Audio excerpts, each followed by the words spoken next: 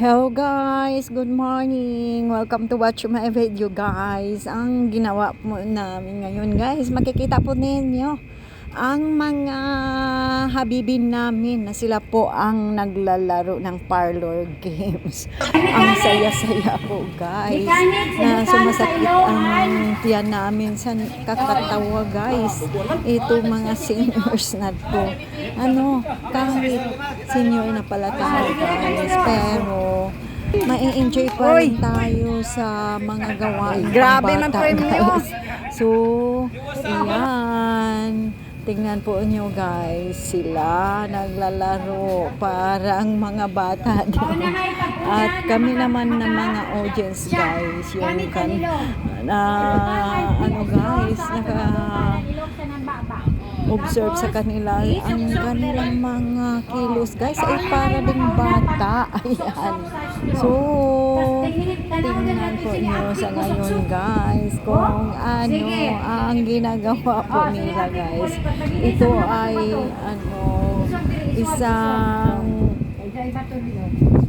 mahirap na guys, parlor games kasi ang straw guys ay nilagay po sa kanilang nguso at i-shoot po doon sa battle. So, guys, tingnan po nyo para makita nyo kung ano ang mga kilos ng mga senior citizen guys. Ayan. Ay, balik! So, yung may lang guys, may ilan lang ang hindi po senior sa grupo na ito guys. Parang 3 lang o 4. So, yan. Ang enjoy po nila. So, tingnan niyo po guys. Itong mga ginagawa nila. Hindi nakashoot guys. Ang hirap-hirap lang.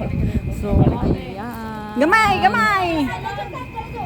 Tingnan ang ginagawa po nila sa ngayon. Ito po, nakalawa ng balik kasi hindi nakashoot at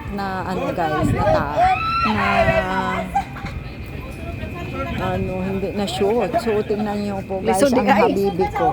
So, ayan, may technique. Sige, gamay po na lang, siya, gamay. guys. So, Ay, gamay na lang. nakashoot po siguro siya Perfect. guys. Ayan, na-shoot po ni habibi. So, ayan, hindi talaga basihan ang guys, ang edad. Buhi! Ang pa po guys, ang kanilang mga initiative kung paano